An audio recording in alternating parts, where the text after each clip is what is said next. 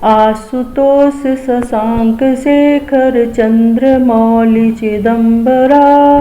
कोटि कोटि प्रणाम शंभु कोटि नमन दिगंबरा। कोटि नमन दिगंबरा। निर्विकार ओंकार अविनाशी तुम्ही देवाधिदेव। जगत सर्जक प्रलय करता शिवम सत्यम सुंदरा। शिवम सत्यम सुंदरा। शिवम सत्यम सुंदरा। ओंकार बिंदु संयुक्तम नित्यं ध्यायेति योगिना। कामदं मोक्षदं चैव ओंकाराय नमो नमः। हर हर महादेव। आज श्रवण करेंगे 12 ज्योतिर्लिंगों में चौथा ज्योतिर्लिंग ओंकारेश्वर की कथा। भगवान शिव का धाम ओंकारेश्वर। ओंकारेश्वर ज्योतिर्लिंग नर्मदा नदी के तट पर स्थित है। नर्मदा नदी 2 भागों में विभक्त है। ओंकारेश्वर मंदिर नर्मदा नदी में ओम के आकार वाले द्वीप पर स्थित है, जिसे मानधाता द्वीप कहते हैं। तो आइए जानते हैं इसे मानधाता द्वीप क्यों कहा जाता है और ओंकारेश्वर ज्योतिर्लिंग की कथा क्या है। इक्ष्वाकु वंश के भगवान राम के पूर्वज राजा मानधाता ने शिव की तपस्या की थी। तपस्या से प्रसन्न होकर प्रकट हुए शिव से राजा मानधाता ने अपने लिए मोक्ष की प्राप्ति के साथ शिव से सदा के लिए यहाँ निवास करने का वरदान मांग लिया। तभी से भगवान शिव ओंकारेश्वर शिवलिंग के रूप में प्रतिष्ठित हैं।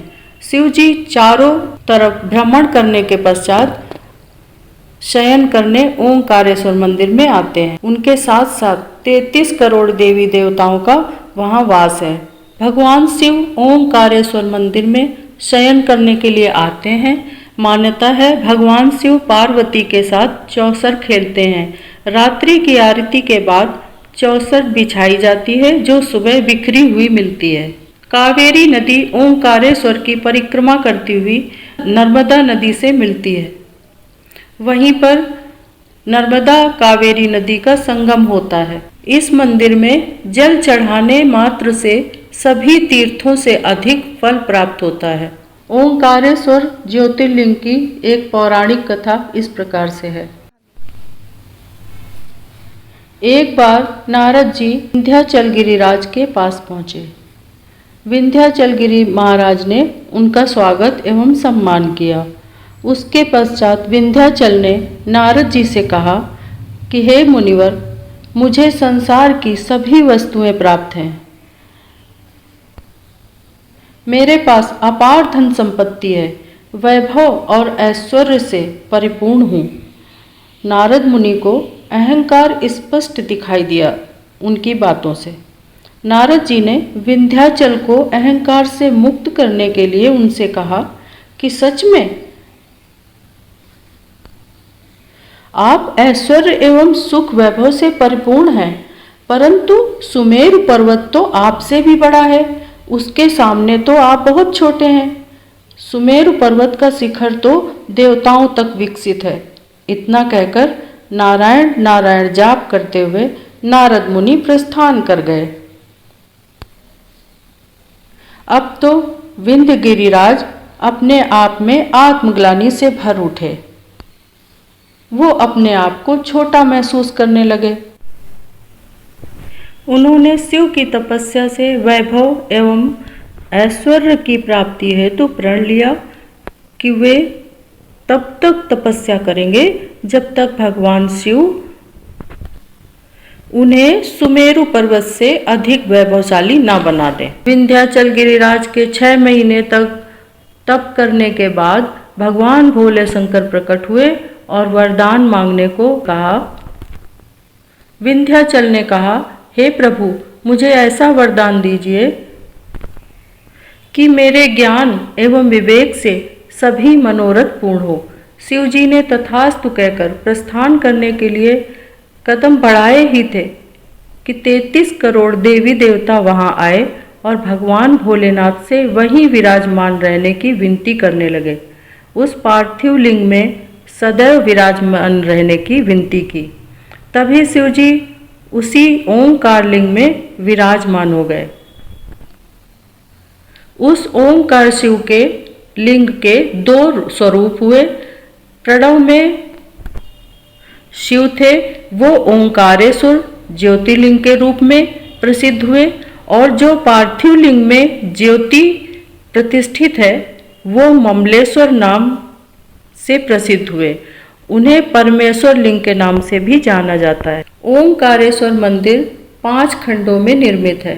पहले खंड में ओंकारेश्वर, दूसरे में महाकालेश्वर, तीसरे में सिद्धनाथ, चौथे खंड में गुप्तेश्वर और 5वें में ध्वज शिखर विराजित हैं। इस मंदिर में पंचमुखी गणेश स्थापित हैं। ओंकारेश्वर मंदिर की परिक्रमा की जाती है। ये परिक्रमा 7 किलोमीटर की है।